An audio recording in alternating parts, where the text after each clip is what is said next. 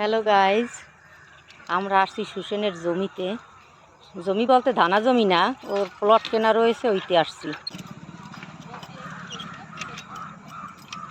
ওই আসো, কম্পা আসো। ঢুকবা না? চল চল চল চল চল। লেবুটা কমলা লেবু। হুম হুম হ্যাঁ হয়েছে, খেয়ে নিয়েছি কালকে। আর এটা লেবু গাছ, প্রচুর লেবু হয় লেবু গাছে, কিন্তু আমরা এই পাশে করলা গাছ আছে, ওই যে একটু দেরি হয়ে গেছে, ঘর দিয়ে বেরোতে বেরোতে অন্ধকার হয়ে গেছে। ওই যে কর্নারে রসুন লাইন দিয়ে রসুন লাগিয়েছে। কি সুন্দর করল্লা গাছে মাছা,